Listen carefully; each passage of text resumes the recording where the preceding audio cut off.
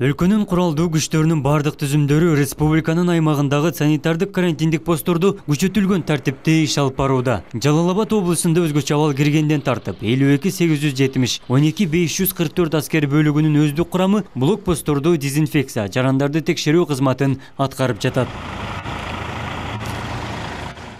Азыркы учурда өзүңүздөр байкагандай автоунаалар жана адамдардын шаарга кирүүсүн текшерип өткөзүүнү камсыздап жатабыз. Бул жерде азыр азык түлүктөрдү жана мал чарба, айыл чарба иштери боюнча тоскоолсуз өткөзүп жатабыз. Адамдарга түшүндүрүү иштерин дагы жүргүзүп жаткан учурубуз.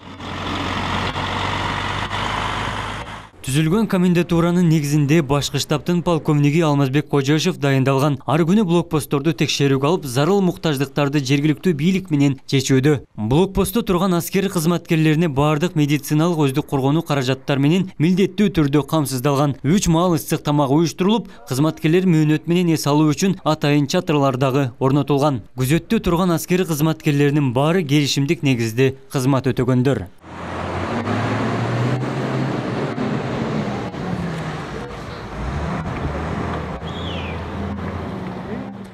Базар Коргон району менен Сузак району чектешкен аймакта негизги Ош-Бишкек деген негизги жолунда блокпост орнотулган. Бул жерде биздин талаптарыбыз жарандарды текшерип, алардын өздүктөрүн тактап, өтүүгө мүмкүн эмес деген жактарын карап, андан кийин гана өткөзүп атабыз. Андан сырткары өткөн ар бир автоунааны дезинфекциялап, тиешелүү чараларды өткөзүп, ошонун негизинде иш алып барып жатабыз.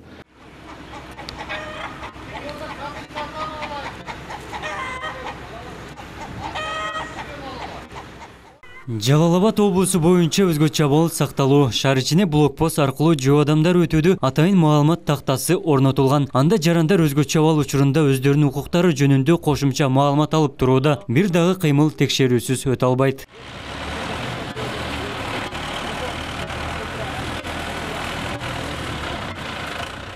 Жалал Абад облусунун аймагындагы Бишкек-Ош, Ош-Бишкек каттамы негизги мамлекеттик стратегиялык жол болгондугу үчүн ар бир кыймыл тыкыр көзөмөлдүү. Мекен сакчыларынын коомдогу тартиптин сакталышына өзгөчө салым кошууда. Абдумалик Базарбаев, Элеман Акбаев, жаңылыктар.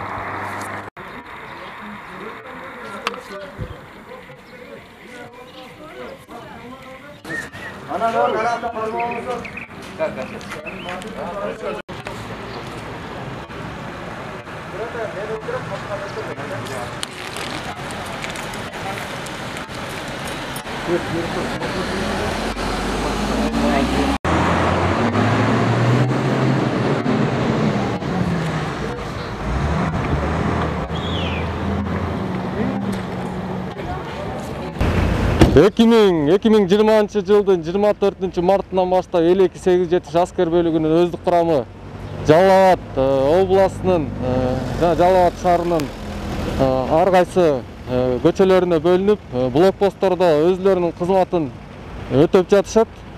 Азыркы учурда өзүңүздөр байкагандай автоунаалар жана адамдардын шаарга кирүүсүн текшерип өткөзүүнү камсыздап жатабыз.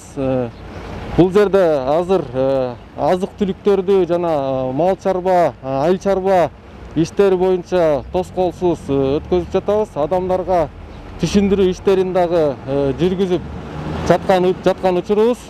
Ошондой эле өздүк курамдын азыркы учурдагы орну жугузуп албашын сактоо максатында санитардык өздүк гигиеналарды сактоону дагы уюштуруп жатабыз.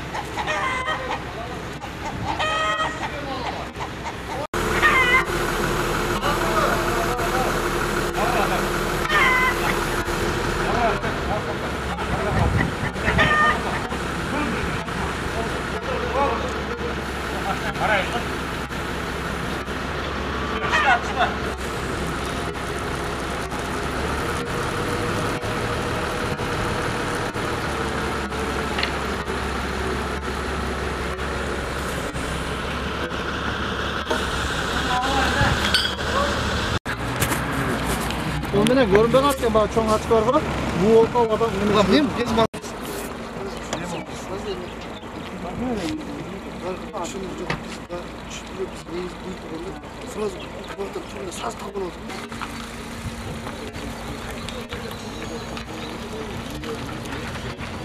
Sen hayatta bu yeri aslında fotoğraf hoş değil.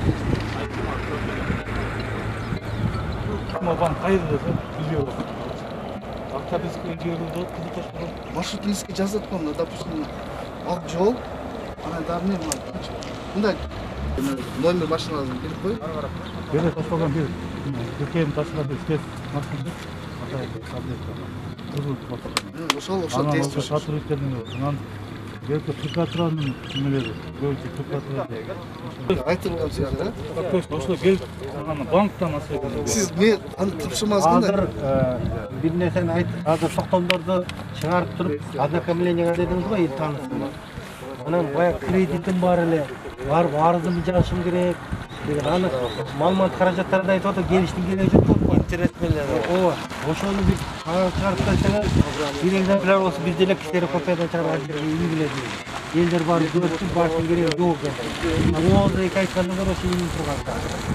Ладно, ошо айлап көтөрүп дешкен, айлап көтөрүштү башка. Buzlar var mı? Ayırda? Çok fazla. İçeri buzlar var mı? Çok ayıp kötü var mı? Şu içeride şey buz işte yaparsın. Ana Sen maçar buzun içine bir fotoğraf çıkıyor özüm. Hapşıma koyup bir veren dağıtı dilde taşıyıp gezin. İşte cübüstü elinden olsa işletti. Tattalar. Tattalar. Bak böyle istegenler canı tutar.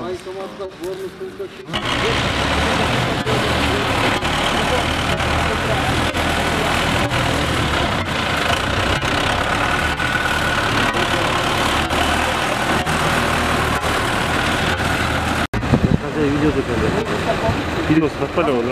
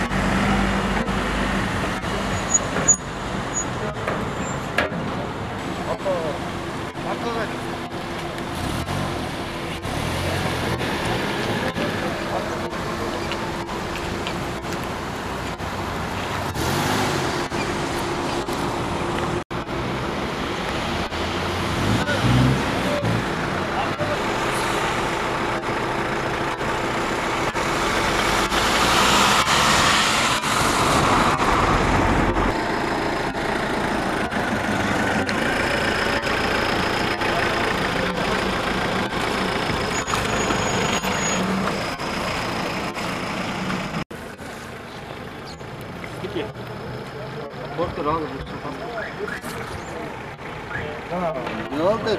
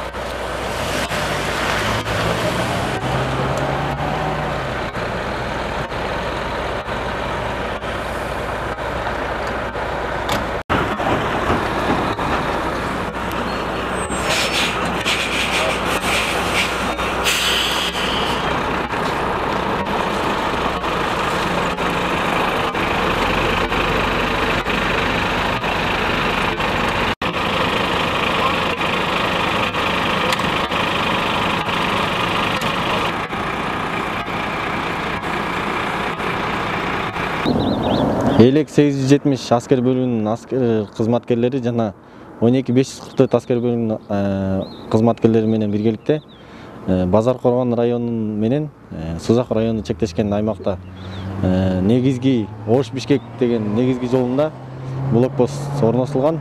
Бул жерде биздин талаптарыбыз өзгөчө кырдаалы киргизилген күндөн тартып азыркы күнгө чейин иш жүргүзүп жатабыз. Буларда Ички иштер министрлигинин кызматкерлери, медицина кызматкерлери жана өзгөчө кырдаалдар министрлигинин кызматкерлери менен биргеликте кирип шаарга, Сузак районуна, андан сырткары Ош, Баткен аймактарына өтүп кеткен жарандарды жана Бишкек тарапка өткөн жарандарды текшерип, алардын өздүктөрүн тактап өтүүгө мүмкүн эмес деген жактарын карап, андан кийин гана өткөзүп атабыз. Андан сырткары өткөн ар бир автоунааны дезинфекциялап, тиешелүү чараларды өткөзүп, ошонун негизинде иш алып барып жатабыз. Кыргызстандын келечеги үчүн ушундай кырдаалдарда кызмат кылууга баарыбыз даярбыз.